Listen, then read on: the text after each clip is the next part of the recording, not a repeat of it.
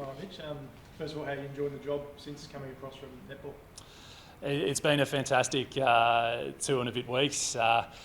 It's been a real whirlwind, but that's what pro sport is. You come in from day one, you hit the ground running, lots of conversations, lots of meeting people, lots of looking ahead to what should be a really big year.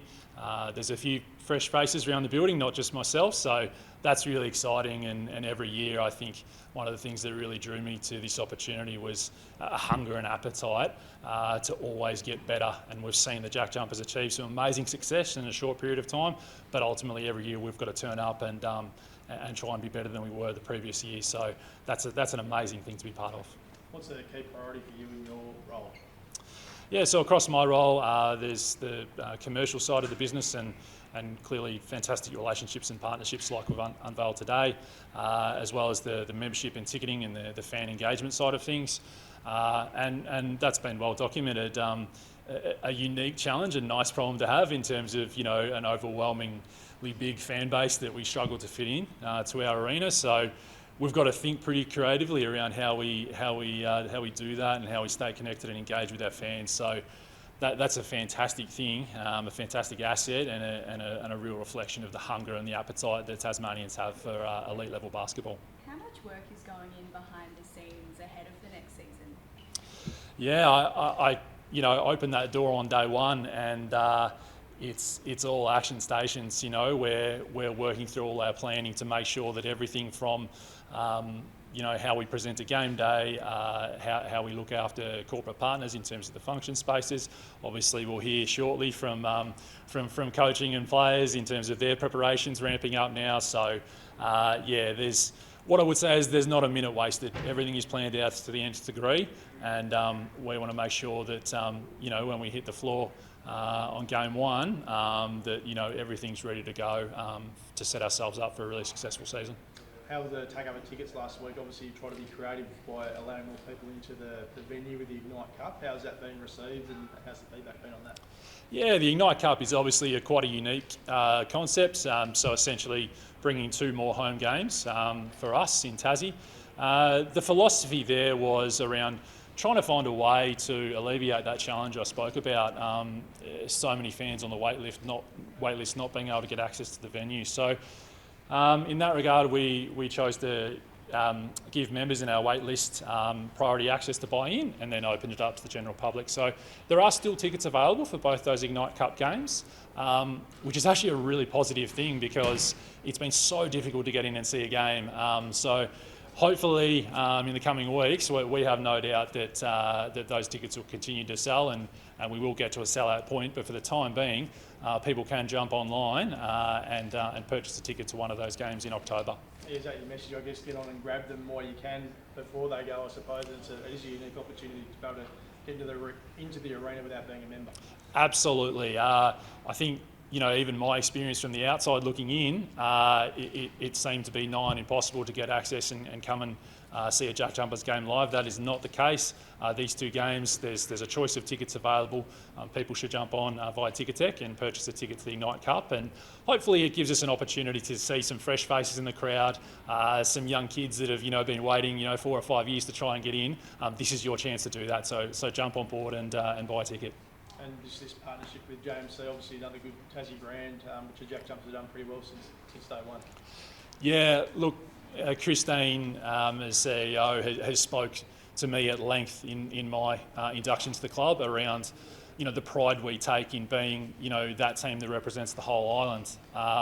And I think today is another great reflection of that. This is an iconic Tasmanian business. As I said, it's got presence spread all over the island. So it's a great connection between ourselves and Jackson Motor Company.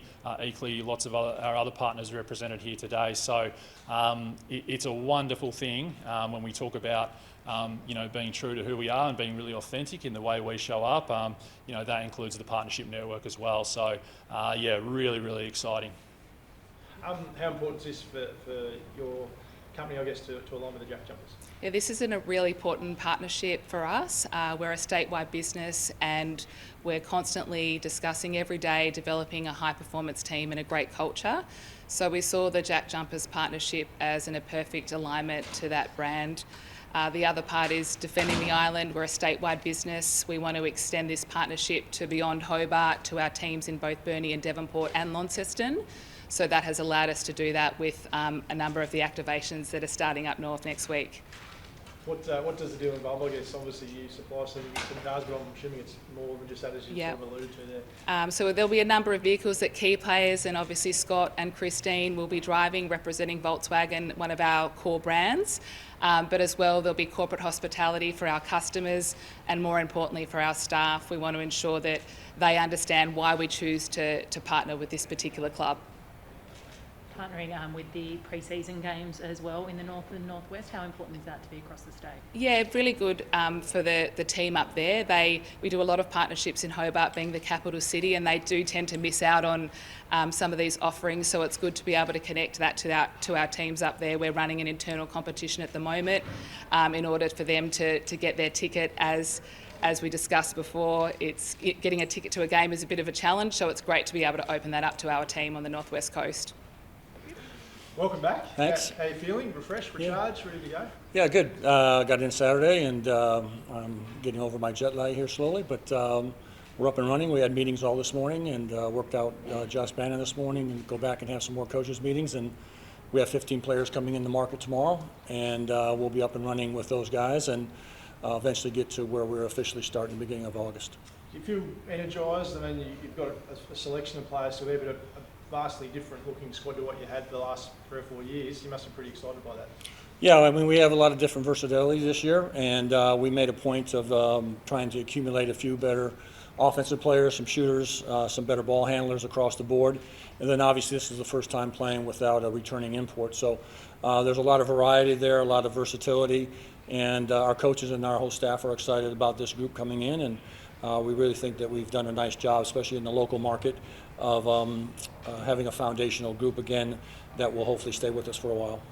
Do you have an update on Max? I know he's on court, probably just finishing up now, but is there any news there? Yeah, he just finished his game, and we'll have information on him tomorrow at that point, and we'll see where it goes. Excellent. What do you have a gut feel of where it might go? It's hard to say, I suppose. I have a gut feeling. Want to share it with us? No. Jack's another interesting one. I know we've Yep. fully explored with our player spots, but Yep. we've got the rights to him. Is there any conversation there at all behind the scenes of bringing him back? Well, his focus right now is just to get through the NBA, and that's all he's concentrating on, and then we've let him obviously go down that route. Our roster is full, and at that point, we'll see what transpires. But for him, his dream is still chasing, and he's done a nice job over in the Summer League in a few games.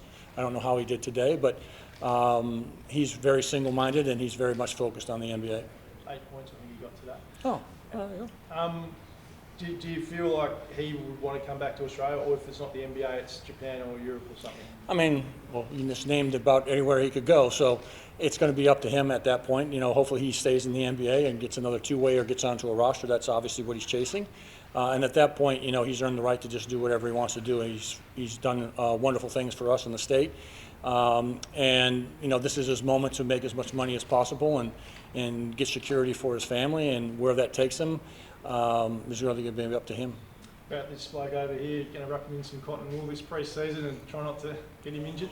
Well, I think he just had an unfortunate, string of bad luck there, and that's not been who he has over his career. And we're excited to have Shawnee back, obviously, in a much, much bigger role. And we built some of the team around him being our starting point guard, and we're going to give him the keys to the car and let's see if he can drive it. And so we're going to put some really good pieces around him and surround him, and he's ready for the next move. He's just come off for a wonderful season in New Zealand, him and Nick Marshall making first team all New Zealand. So I know he's excited to get going, and we're thrilled to have him back again.